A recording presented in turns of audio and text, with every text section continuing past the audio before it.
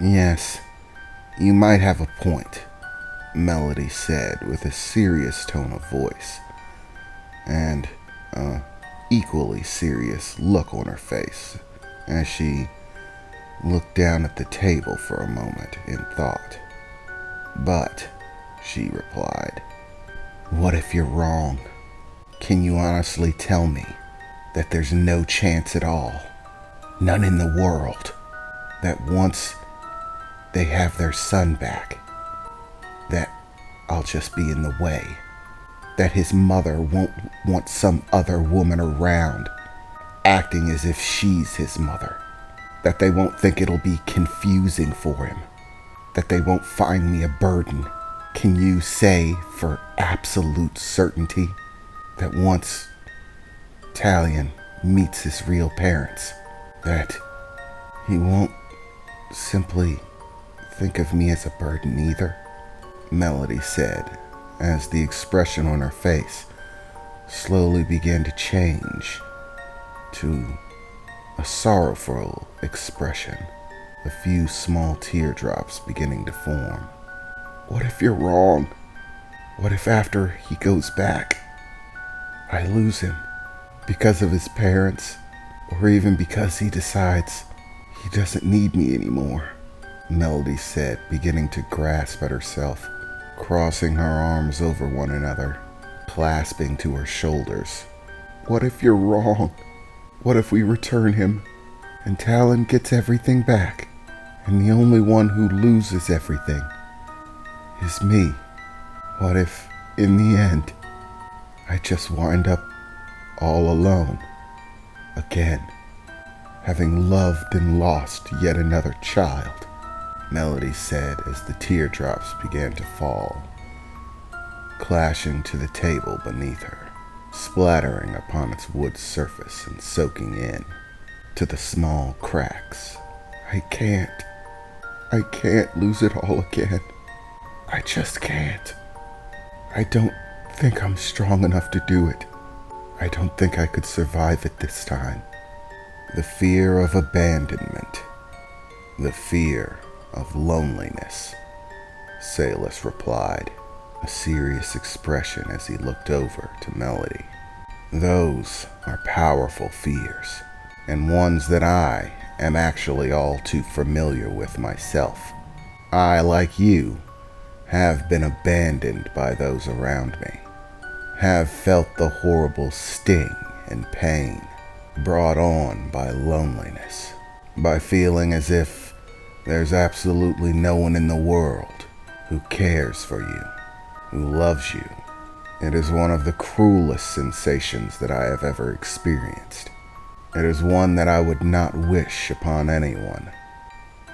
But it is a fear that we must all face. When we decide to love someone, open our hearts to them, we also take the risk that that person could leave us, that we could feel the despair of loneliness, abandonment. It goes hand in hand with the choice of love.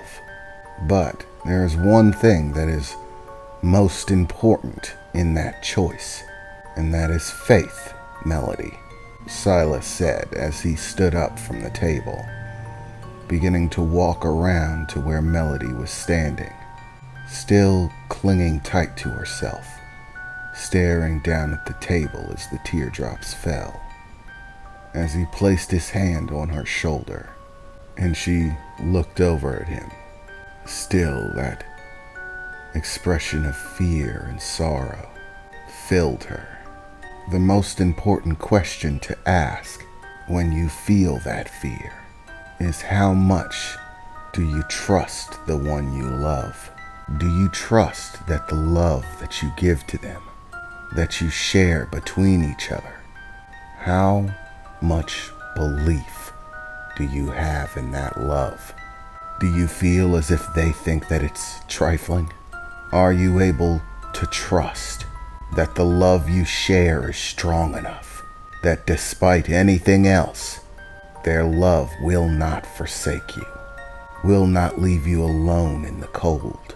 Have you ever looked into your son's eyes and questioned whether his love for you was real. If the answer is yes, then continue. Cry if you wish.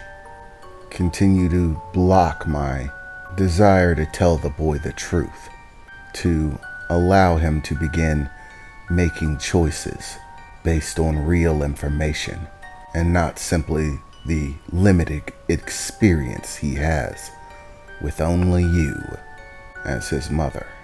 But if the answer is no, if you truly have faith in the love that you gave your son and the love that he has for you, then have faith that it will not abandon you, that he will forever love you so long as you love him in return. Tell me something, Melody.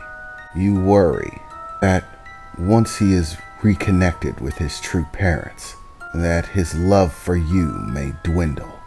You view yourself as an extra, not truly a part of his family, as if there's simply no room to love you as another parent, if he has his own.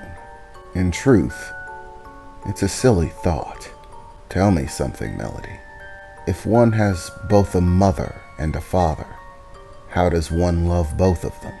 I mean, a mother and father are more than one person. If love was restricted in the number of people you could feel it for, then no one could ever love anyone but a single person at a time. But that's not the way love works. It's more than possible to love more than one person. That is why we can love our parents equally and in equal measure. Simply adding a third won't diminish it. If anything, it's simply more love to go around. Don't think of yourself as a false parent. It takes away from everything that you've done, diminishes it. You are his mother. That's not going to change. He simply has more than one mother who loves him. And just like having both a mother and a father, one does not diminish the other. Loving one parent does not take away from the love that you experience for the other. He can love two mothers. It's more than possible. So to you, I ask that you face that fear, for not only your son's sake, but your own. For if you are capable of facing that fear, of conquering it, then you will have defeated it. No longer will it haunt your dreams and thoughts. No longer will you have the feeling that one day that love will be stolen away. And so too, the love and happiness that you experience in your life will be all the more satisfying, fulfilling, completing, and no longer with the looming dread of what you feared hanging over it. Your love will be free, but in order to attain that, you must face the fear, Melody. It is a hard thing to do, especially when one has experienced what both you and I have, that loneliness, that all-consuming despair of being alone, having no one and nothing. Just like the fear of death, once you truly know it, you fight against it with everything you have. Avoid it at all costs, because those who have experienced it know truly how excruciating it can be. But just like I have done, you must face that fear, Melody.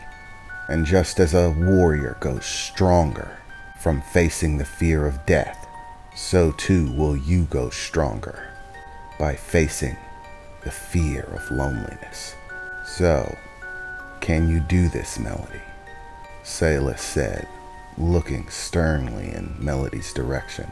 As her tears slowed, she closed her eyes for a moment, still clutching to herself tightly, as if she was trying to get warm from the cold feelings that ran through her heart.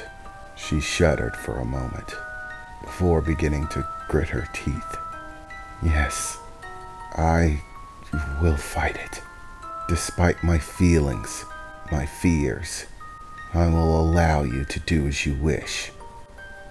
And if you wish to, you may tell him about his parents.